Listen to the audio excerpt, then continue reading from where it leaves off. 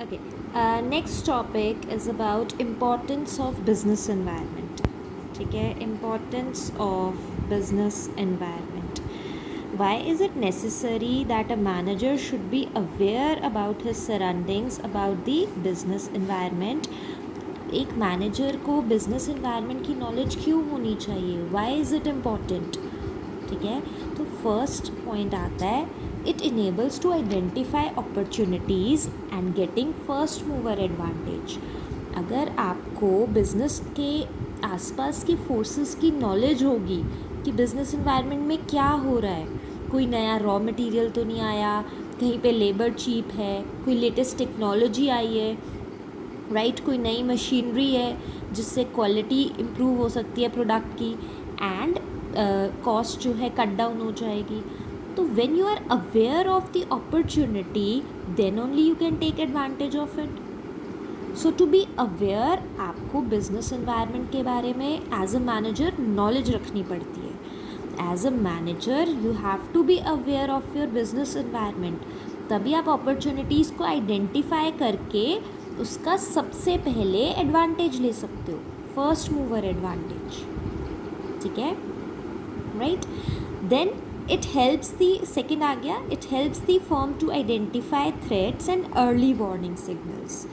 So similarly, if you are aware कि business environment में क्या हो रहा है, कॉम्पिटिटर्स क्या कर रहे हैं, कोई ऐसा स्टेप तो नहीं है जिससे खुद के बिजनेस को नुकसान हो जाए, तो then you can identify the threats on time and उनको अर्ली उनके ऊपर एक्शन ले सकते हो. They act as early warning signal. जैसे अब जियो ने अनाउंस करा, स्टार्टिंग में जियो आया, उन्होंने कहा हम फ्री ऑफ कॉस्ट ये सर्विस प्रोवाइड करेंगे. So it was a threat to other telecom industry, मतलब बेसिकली अदर टेलीकॉम बिजनेस जो थे, राइट. दूसरे टेलीकॉम बिजनेस के लिए तो ये थ्रेट ही था कि फ्री में कोई सर्विसेज दे रहा है और आगे भी जो रेट्स है वो इतने कम पे डिलीवर हो रहा है, तो कैसे उसको compete करेंगे.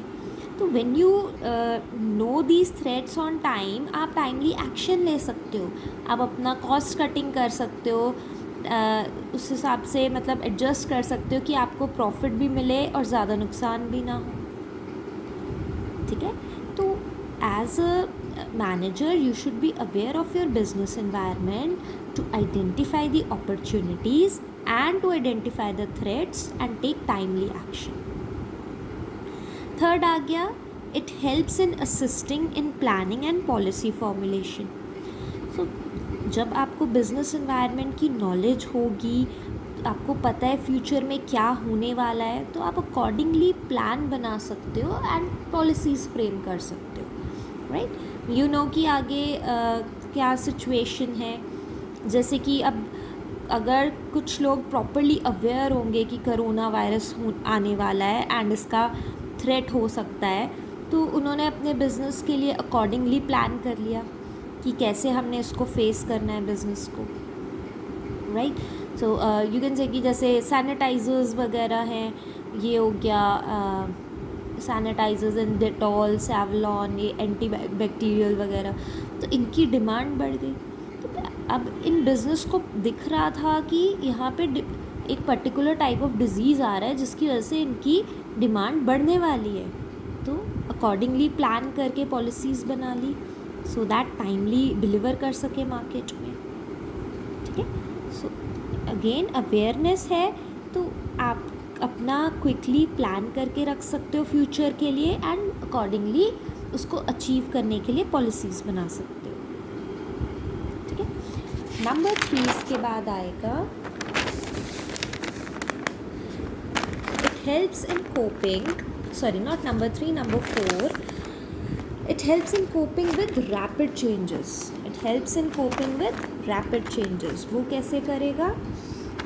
देखो, जब चेंजेस आते हैं, क्विकली चेंजेस आते हैं, तो उनके साथ एडजस्ट करने में हेल्प करता है. बिजनेस एनवायरनमेंट में जैसे demonetisation, right, it was a rapid change. Corona again is a rapid change.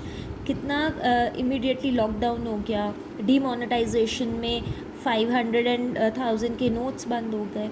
तो when you are aware of the environment कि क्या हो रहा है, तो आप क्विकली उसके साथ अपनी वर्किंग को एडजस्ट कर सकते हो. You can cope up with the rapid changes around you. ठीक है. कई बार क्या होता है कि लोगों को टेस्ट चेंज हो जाता है. They prefer more healthy healthy food और हेल्दी प्रोडक्ट्स. तो अकॉर्डिंगली बिजनेस जो है अपनी वर्किंग चेंज कर सकते हैं. Then it helps in tapping useful resources. So again you are aware क्या हो रहा है आसपास, तो कोई भी यूजफुल रिसोर्स है उसका एडवांटेज ले सकते हो, उसका फ़ायदा ले सकते हो. So it helps in tapping useful resources. As a manager when you are aware कि क्या हो रहा है, तो आपको लगता है कि कहीं पे अच्छा रिसोर्स मिल रहा है, कहीं मैन पावर अच्छी है, या फिर रॉ मटेरियल है, मशीनरी अच्छी आई है कोई लेटेस्ट, तो आप उसका एडवांटेज ले सकते हो. Excuse me. Then it helps in improving performance. It helps in improving performance. So again, as a manager, when you are aware of your business environment, तो आप अपने प्रोडक्ट की परफॉर्मेंस को टाइम टू टाइम इम्प्रूव कर सकते हो. जब आपको पता है कि कस्टमर क्या डिमांड कर रहा है, कस्टमर को किस चीज़ में प्रॉब्लम आ रही है, कोई फीचर है जो नहीं ठीक है, तो आप उसको इम्प्रूव कर सकते हो. ठीक है. So again you are aware of the environment, then you can improve the performance. जैसे ये भी कह सकते हैं कि टेक्नोलॉजी चेंज होती रही. लास्ट फ्यू ईयर्स में मोबाइल फ़ोन्स में इतनी एडवांसमेंट आई. कहाँ पे 1 GB रैम होता था और कहाँ भी 8 GB रैम है. तो दे आर अवेयर कि डिमांड बढ़ रही है, तो ऐसे ही परफॉर्मेंस भी प्रोडक्ट की इम्प्रूव कर रहे हैं. ठीक है. So all these points are for importance of business environment. अगला टॉपिक आता है डायमेंशंस ऑफ बिजनेस एनवायरनमेंट. ठीक है. There are total 5 dimensions of business environment. What are these? ठीक है. फर्स्ट आ गया इकोनॉमिक. इकोनॉमिक का वैसे मैंने आपको एक्सप्लेन भी किया था पिछली वीडियो में. इकोनॉमिक एनवायरनमेंट में एक कंट्री की सारी पॉलिसीज़ आती हैं. मॉनेटरी पॉलिसी, फिस्कल पॉलिसी, तो पॉलिसीज़, इंटरेस्ट रेट्स, इकोनॉमी में जो चेंजेस होते हैं वो इकोनॉमिक एनवायरनमेंट में आते हैं. ठीक है. सो अब जैसे एक एग्जांपल मैंने आपको दी थी कि अगर इंटरेस्ट रेट जो है बैंक में सेविंग्स पे एंड लोन्स पे कम होता है, तो लोग जो हैं वो प्रेफर करते हैं, they prefer to spend on the products, on luxuries. जैसे कार ले ली लोन पे, घर ले लिया, बिकॉज बैंक में रखेंगे तो लोन रेट वैसे ही उनको कुछ मिलेगा नहीं एंड लोन रेट भी कम है. ऑन द अदर हैंड अगर इंटरेस्ट रेट अच्छा मिल रहा है एफडीज़ के ऊपर एंड लोन रेट भी हाई है, तो उस टाइम पे पीपल प्रेफर कि हम अपना मनी सेव कर लें. It's better to save then spend it, because rate of interest भी हाई है, ज़्यादा इंटरेस्ट देना पड़ेगा. So that is economic environment कि कैसे इंटरेस्ट रेट्स में चेंजेस होते हैं, तो क्या हो रहा है, प्रोडक्ट की डिमांड पे इम्पैक्ट आ रहा है. ठीक है. उसको अफेक्ट कर रहा है. तो यू हैव टू सी कि इकोनॉमी में जो चेंजेस आते हैं, इंटरेस्ट रेट्स, रेवेन्यू, ये मॉनेटरी पॉलिसी वगैरह, इनमें जो भी चेंजेस आएंगे उसका बिजनेस पे क्या इम्पैक्ट है. सेकेंड आ गया टेक्नोलॉजिकल. टेक्नोलॉजी रैपिडली चेंज होती है. ठीक है. नए नए मशीनरीज़, नई नई एडवांसमेंट्स आती रहती हैं. तो जो बड़े बिजनेस हैं उनके लिए तो एडवांटेज है. They can easily replace their old machinery, and जब नई मशीनरी आती है तो क्वालिटी ऑफ आउटपुट भी बढ़ता है, and at the same time क्या है कि आउटपुट बढ़ रहा है एंड कॉस्ट रिड्यूस हो जाती है. तो बड़े बिजनेस के लिए एडवांटेज है. बट स्मॉल स्केल जो बिजनेस है या medium scale, they can not मतलब change their machinery so quickly, तो वहाँ पे उनका बिजनेस भी अफेक्ट होता है. देन यू कैन से कि आजकल जैसे पेंट्स के लिए आप घर को पेंट करवाना है, आप घर पे बुलाते हो, तो वो क्या करते हैं, they actually take pictures of your house and वो टैब पे आपको दिखाते हैं कि डिफरेंट शेड्स में आपका घर कैसा लगेगा, आपकी वॉल्स कैसे लगेंगी.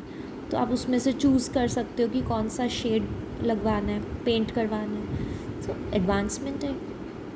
टेक्नोलॉजी की हेल्प से आप आजकल क्विकली किसी से भी कम्युनिकेट कर सकते हो, ईमेल्स, मोबाइल फ़ोन्स, व्हाट्सएप, ये सारा टेक्नोलॉजिकल एनवायरनमेंट है।